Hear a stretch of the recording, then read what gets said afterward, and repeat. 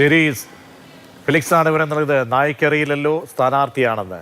പക്ഷേ ഈ നാട്ടിലെ നായശല്യത്തിൻ്റെ അവസ്ഥയൊക്കെ തന്നെ കൂടുതൽ അറ്റൻഷൻ നേടുന്നു ഈ സമയത്ത് എന്നുള്ളത് വളരെ പ്രധാനപ്പെട്ടതാണ്. യുവമോർച്ച ജില്ലാ നേതാവായിരുന്ന ഗോപുവിനെതിരെ കൂടുതൽ പരാതി വരികയാണ്. പാർട്ടി ജില്ലാ ഓഫീസിലെ മുൻ ജീവനക്കാരി ലിജി ഗോപുവിനെതിരെ പോലീസിൽ പരാതി നൽകിയിട്ടുണ്ട്. ഗോപു പണം തട്ടി തനിക്കെതിരെ അപവാദ പ്രചരണം നടത്തി തുടങ്ങിയവയാണ് പരാതിയായി പറയപ്പെടുന്നത്. രാഗിൻ ചേരുന്നുണ്ട്. രാഗിൻ, ഒരു പൊതുശല്യക്കാരനായിരുന്നു, ക്രിമിനലായിരുന്നു ഈ ഗോപു എന്ന് കൂടുതൽ പരാതികളിൽ നിന്നും മനസ്സിലാക്കാൻ കഴിയുകയാണോ? ലിജിയുടെ പരാതി എന്താണ് പോലീസിന് മുന്നിലേക്ക് എത്തുന്നത്? ലിജി കഴിഞ്ഞ ദിവസം തനിക്കുണ്ടായിട്ടുള്ള ബുദ്ധിമുട്ട് മാതൃഭൂമി ന്യൂസിനോട് തുറന്നു പറഞ്ഞിരുന്നു. അതായത് ലിജി അവിടെ ജില്ലാ ഓഫീസിലെ ജീവനക്കാരിയായിരുന്നു. ആ ഘട്ടത്തിൽ അവരുടെ ഒരു പേഴ്സണൽ ആവശ്യവുമായി ബന്ധപ്പെട്ട കേസ് നടത്തിപ്പിനായി സഹായിക്കാമെന്ന് പറഞ്ഞ് ഈ ഗോപു പണം വാങ്ങുകയും പിന്നീട് മടക്കി നൽകാതിരിക്കുകയും അതിന്റെ ഭാഗമായിട്ടുള്ള ചർച്ചയാവുകയും ഒക്കെ ചെയ്തിരുന്നു. ആ ഘട്ടത്തിൽ ലിജിക്കെതിരെ അപവാദ പ്രചരണവും ഗോപു നടത്തി എന്നതാണ് ലിജിയുടെ പരാതി.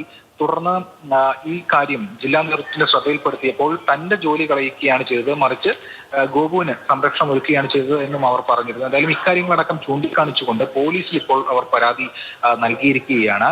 മാത്രമല്ല, ഈ ഗോപുവിനെതിരെ കൂടുതൽ പേർ രംഗത്ത് വരുന്നുണ്ട്. പാർട്ടിക്കകത്ത് തന്നെ പല ആളുകളും ഗോപുവിനെതിരെ ഈ ഗോപുവിന്റെ പശ്ചാത്തലം ശരിയല്ല എന്നടക്കമുള്ള കാര്യങ്ങൾ ചൂണ്ടിക്കാണിച്ചുകൊണ്ട് ജില്ലാ നേതൃത്വത്തിന് മുൻപിൽ കാര്യങ്ങൾ അവതരിപ്പിച്ചിരുന്നു. പക്ഷെ അന്നത് കേട്ടില്ല അവർ എന്നതാണ് വ്യക്തമായത്. അല്ലെങ്കിൽ അത്തരം ആരോപണങ്ങളാണ് അവർ മുന്നോട്ട് വെക്കുന്നത്. എന്തായാലും ഇപ്പോൾ പോലീസിൽ പരാതി വന്നിരിക്കുന്നു. ജില്ലയിലെ ആ പ്രദേശത്തേക്ക് പ്രധാനപ്പെട്ട നേതാക്കളോടൊക്കെ മുൻപ് ഇത്തരം ആളുകൾ പരാതി നൽകിയിരുന്നോ? ദുരനുഭവവുമായി ബന്ധപ്പെട്ടും ഈ അപവാദ പ്രചരണവുമായി ബന്ധപ്പെട്ടൊക്കെ? അതായത് ഇത്തരത്തിലുള്ള ക്രിമിനൽ പശ്ചാത്തലമുള്ള ആളാണ് ഗോപു എന്ന് എറണാകുളത്തെ BJPയിലെ ചില നേതാക്കൾ ജില്ലാ നേതൃത്വത്തിന്റെ ശ്രദ്ധയിൽപ്പെടുത്തിയിരുന്നു. അവർ അത് പരസ്യമായി പ്രതികരിക്കാൻ തയ്യാറല്ലെങ്കിലും അവർ പലരും നമ്മളോട് ഇക്കാര്യങ്ങൾ പങ്കുവച്ചിരുന്നു. പക്ഷേ ഗോപുവിന് സംരക്ഷണം ഒരുക്കുന്ന നിലപാടാണ് ജില്ലാ നേതൃത്വം കൈക്കൊണ്ടത് എന്നതാണ് അവർ മുന്നോട്ട് വെക്കുന്ന ആക്ഷേപങ്ങൾ. മാത്രമല്ല, ഈ ലിജിയുടെ കാര്യവും ലിജി കഴിഞ്ഞ ദിവസം തുറന്നു പറഞ്ഞിരുന്നു.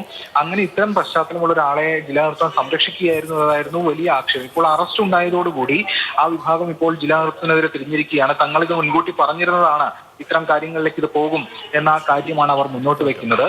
എന്തായാലും ഇപ്പോൾ ഏറ്റവും ഒടുവിൽ ഈ ഗോപുവിനെ പാർട്ടിയിൽ നിന്ന് പുറത്താക്കിയിട്ടുണ്ട്. പക്ഷേ അതിനു മുൻപേ ഈ ഗോപുവിന്റെ പശ്ചാത്തലം അത് ശരിയല്ല എന്നടക്കമുള്ള കാര്യങ്ങൾ ബോധിപ്പിച്ചിട്ടുണ്ടെന്നാണ് പല നേതാക്കളും പറയുന്നത്. എന്തായാലും ഇപ്പോൾ ഒരു പരാതിയായി തന്നെ രണ്ടാമതൊരു പരാതി ഇപ്പോൾ വന്നിരിക്കുകയാണ്.